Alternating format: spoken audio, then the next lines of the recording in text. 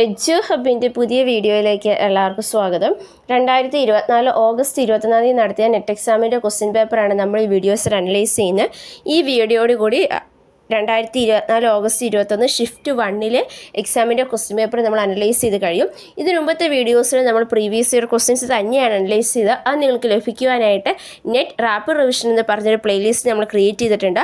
ആ പ്ലേലിസ്റ്റിൽ കയറി കഴിഞ്ഞാൽ നിങ്ങൾക്ക് ലഭിക്കുന്നതാണ്. ഇന്നത്തെ വീഡിയോയിൽ നമ്മൾ അനലൈസ് ചെയ്യാനായിട്ട് പോകുന്നത് ഹയർ എഡ്യൂക്കേഷനിലെ റീഡിംഗ് കോംപ്രഹെൻഷനിലെ ക്വസ്റ്റ്യൻസ് ആണ്. First question, an important feature of third 5 year plan is. മൂന്നാം പഞ്ചവത്സര പദ്ധതിയുടെ പ്രത്യേകത എന്താണെന്നാണ് ചോദിച്ചിരിക്കുന്നത്. അബോളിഷൻ ഓഫ് എഡ്യൂക്കേഷൻ കമ്മീഷൻ, അതൊരിക്കലും വരില്ല. Reduction in the number of colleges, അതും വരില്ല. Setting up examination research unit in some universities, more emphasise on open book examination. Answer വരുന്ന ഓപ്ഷൻ 3 ആണ്. Setting up examination research unit in some universities എന്നുള്ളതാണ് മൂന്നാം പഞ്ചവത്സര പദ്ധതിയുടെ ഏറ്റവും വലിയ പ്രത്യേകത in the context of education. 1961-66 കാലഘട്ടമാണ് തേർഡ് 5 ഇയർ പ്ലാൻ എന്ന് പറയുന്നത്. ഇതൊരു ക്രിട്ടിക്കൽ ഫേസ് ആയിരുന്നു. ഇന്ത്യയുടെ എഡ്യൂക്കേഷൻ ജേർണിയിലെ ഒരു ക്രിട്ടിക്കൽ ഫേസ് ആയിട്ടാണ് ഈ ഒരു പീരീഡിനെ കാണപ്പെടുന്നത്.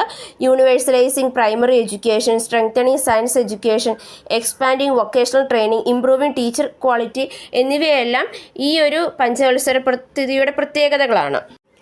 Next question, the national education policy 2020 aims to create. അതായത് നാഷണൽ എഡ്യൂക്കേഷൻ പോളിസി NEP 2020യുടെ ലക്ഷ്യം എന്ന് പറയുന്നത് എന്താണ്? എന്ത് ക്രിയേറ്റ് ചെയ്യുക എന്നുള്ളതാണ്. ഫ്രാഗ്മെൻറ്റഡ് യൂണിവേഴ്സിറ്റീസ് അല്ല, ഓൺലൈൻ യൂണിവേഴ്സിറ്റീസ് അല്ല, കോർപ്പറേറ്റ് ക്ലസ്റ്റേഴ്സ് ഓഫ് എഡ്യൂക്കേഷൻ അതുമല്ല, നോളജ് ഹബ്ബ് ഉണ്ടാക്കുക എന്നുള്ളതാണ് നാഷണൽ എഡ്യൂക്കേഷൻ പോളിസി 2020യുടെ എയിം എന്ന് പറയുന്നത്.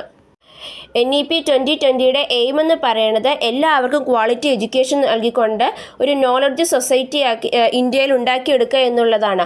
അതുപോലെ തന്നെ ക്രിട്ടിക്കൽ തിങ്കിങ്ങും പ്രോബ്ലം സോൾവിങ് സ്കിൽസും ഒക്കെ ഡെവലപ്പ് ചെയ്യുക എന്നുള്ളതും ഇതിൻ്റെ എയിംസിൽ ഉൾപ്പെടുന്നതാണ്. അതുപോലെ തന്നെ ക്വാളിറ്റി എഡ്യൂക്കേഷൻ പ്രൊവൈഡ് ചെയ്യുക, ഹോളിസ്റ്റിക് ലേണിംഗ് പ്രൊവൈഡ് ചെയ്യുക, internationalisation, promotion of Indian languages എന്നിവയെല്ലാം ഇതിൻ്റെ എയിമുകളാണ്. ഇതിൻ്റെ ഗൈഡിംഗ് പില്ലേഴ്സ് എന്ന് പറഞ്ഞാൽ access, equity, quality, affordability and accountability എന്നതാണ്. Next question, doctor Baba Sahib Ambedkar was associated with. അതായത് ഡോക്ടർ ബാബാ സാഹിബ് അംബേദ്കർ ഏതൊക്കെ കാര്യങ്ങളുമായിട്ട് ഏതൊക്കെ കോളേജുകളായിട്ടാണ് അസോസിയേറ്റ് ചെയ്ത് കിടക്കുന്നതെന്നാണ് ചോദിച്ചിരിക്കുന്നത്. Presidency college Kolkata, Khalsa college Mumbai, Siddharth college Mumbai, Milind college Aurangabad, national college Bengaluru.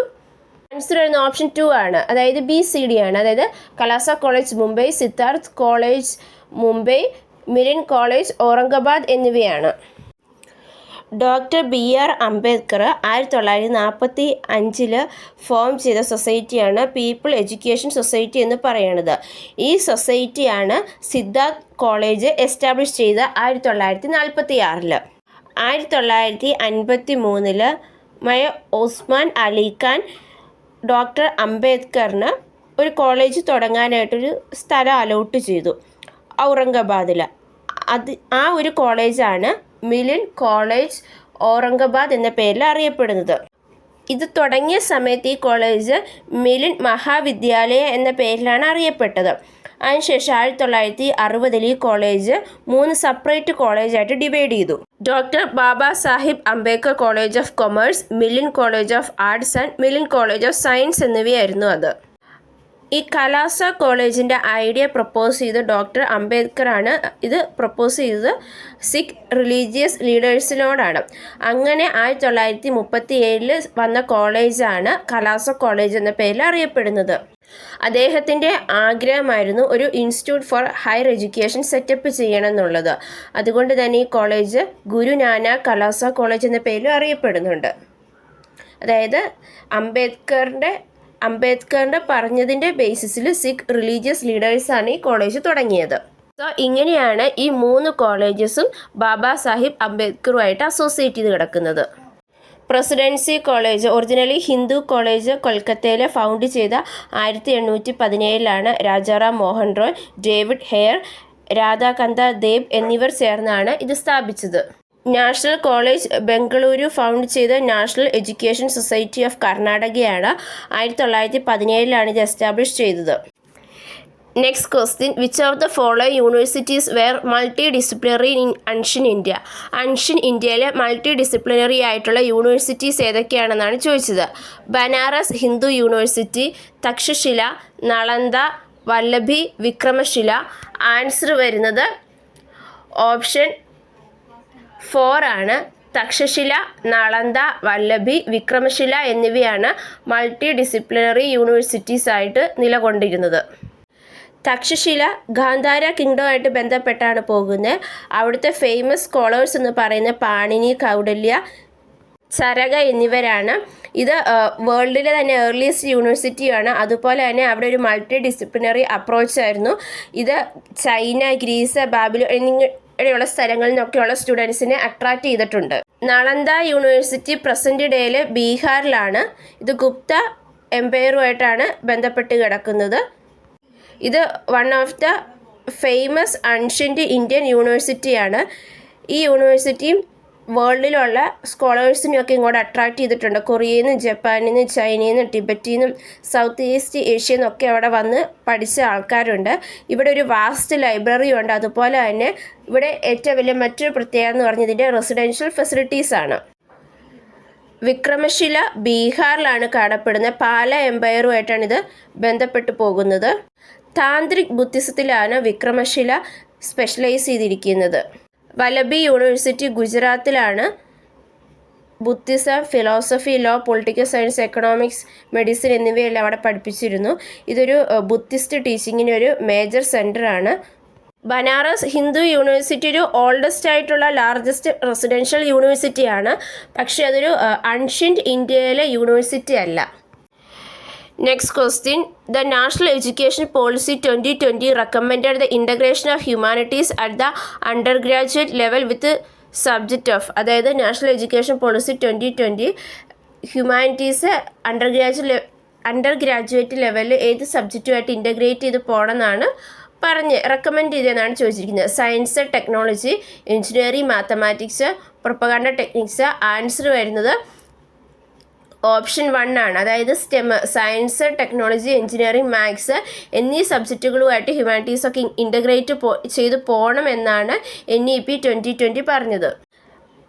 2020 national education policy humanities സബ്ജക്റ്റിനെ STEM, science, technology, engineering, maths എന്നിവയായിട്ട് ഇൻ്റഗ്രേറ്റ് ചെയ്ത് പോകണം എന്നാണ് പറഞ്ഞത്. ഇത് എന്തിനാണെന്ന് വെച്ച് കഴിഞ്ഞാൽ ഒരു ഹോളിസ്റ്റിക് ആയിട്ടുള്ളത് multi disciplinary undergraduate education promote ചെയ്യാനുമായിട്ടുമാണ്.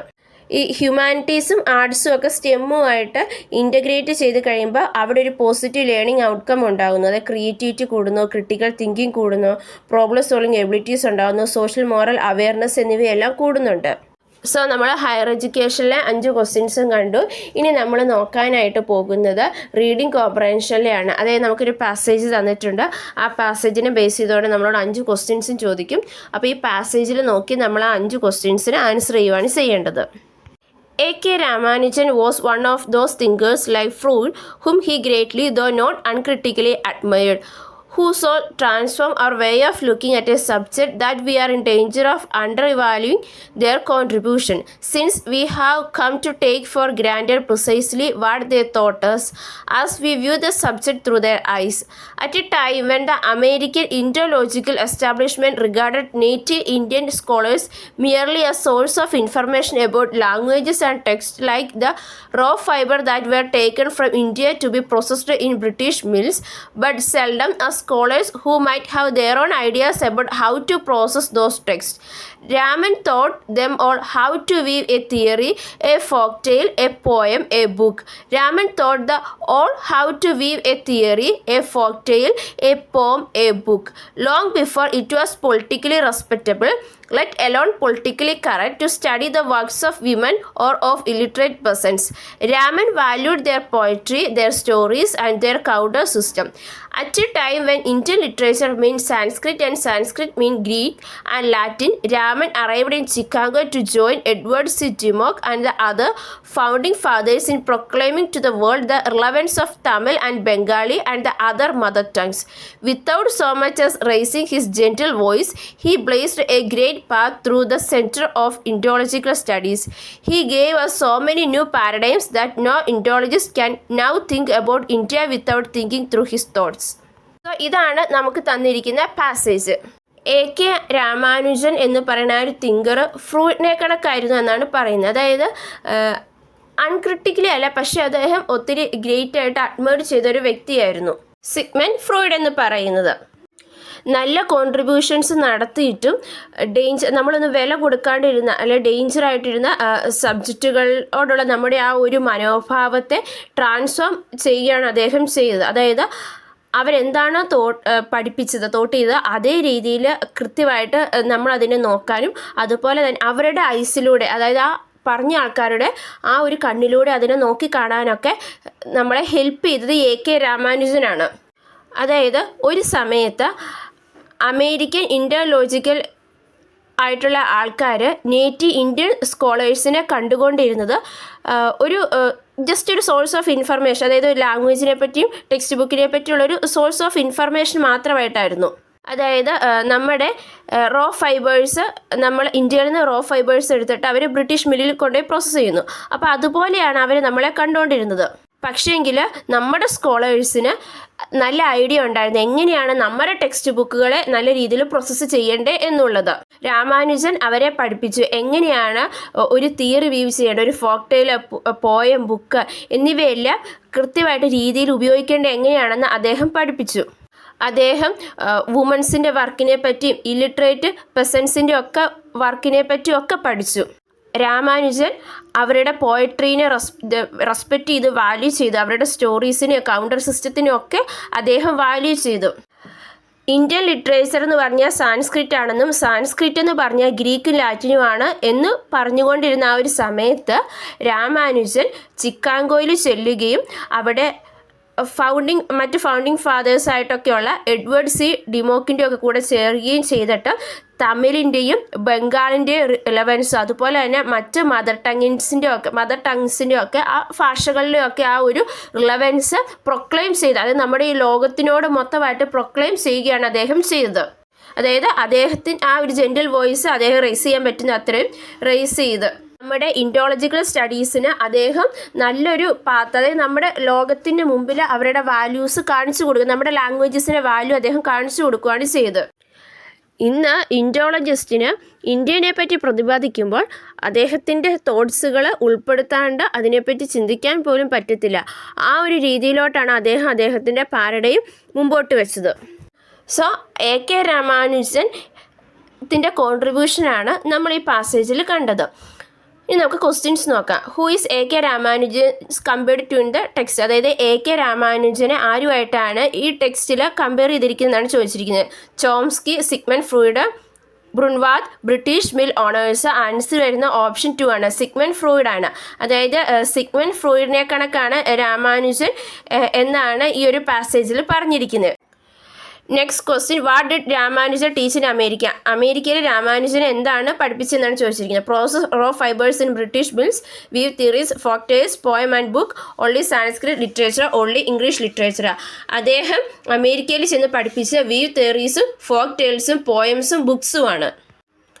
Next question, the languages that Ramanujan tried to bring to limelight in Indological studies is, അതായത് ഇൻഡോളജിക്കൽ സ്റ്റഡീസിലോട്ട് അദ്ദേഹം കൊണ്ടുവന്ന ലാംഗ്വേജസ് ഏതൊക്കെയാണെന്നാണ് ചോദിച്ചിരിക്കുന്നത്. Greek and Latin, only Sanskrit, Tamil, Bengali and mother tongues, French and German. Answer വരുന്ന option 3 ആണ്. തമിഴ്, ബംഗാളി, മറ്റ് mother ടങ്സുകളാണ് അദ്ദേഹം കൊണ്ടുവന്നത്. Next question, Ramanuja emphasised on? Ramanuja എന്തിലാണ് എംബസൈസ് ചെയ്തതെന്നാണ് ചോദിച്ചിരിക്കുന്നത്. Criticism on the British mills, creating controversy in American Indological studies, a path through Indological studies, a study of western languages only. ഏതാണ് ആൻസർ? ഓപ്ഷൻ 3 ആണ്. A path through Indological studies ആണ്. ഇതിനാണ് അദ്ദേഹം emphasise ചെയ്തത്.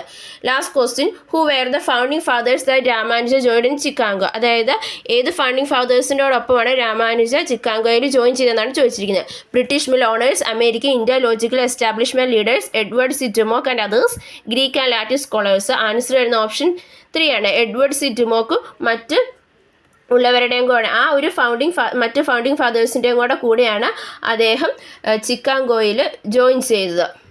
So നമ്മൾ 10 ക്വസ്റ്റ്യൻസും അതിൻ്റെ ആൻസേഴ്സും analyse ചെയ്തു. ഇത് നിങ്ങൾക്ക് മനസ്സിലായെന്ന് വിചാരിക്കുന്നു. ഈ വീഡിയോയോട് കൂടി 2024 ഓഗസ്റ്റ് 21 ഷിഫ്റ്റ് 1 ക്വസ്റ്റ്യൻ പേപ്പർ നമ്മൾ ഫുള്ളായിട്ട് കംപ്ലീറ്റ് ചെയ്തു. നെക്സ്റ്റ് വീഡിയോ തൊട്ട് നമ്മൾ വേറെ ക്വസ്റ്റ്യൻ പേപ്പർ ആയിരിക്കും അനലൈസ് ചെയ്യാനായിട്ട് പോകുന്നത്. ഈ വീഡിയോ നിങ്ങൾക്ക് ഇഷ്ടപ്പെട്ടു കഴിഞ്ഞാൽ ലൈക്ക് ചെയ്യുക, ഷെയർ ചെയ്യുക, നമ്മുടെ ചാനൽ സബ്സ്ക്രൈബ് ചെയ്യാത്തതാണെങ്കിൽ സബ്സ്ക്രൈബ് ചെയ്യുകയും തൊട്ടടുത്തുള്ള ബെൽ ഐക്കണിൽ ക്ലിക്ക് ചെയ്യുകയും ചെയ്യുക. താങ്ക്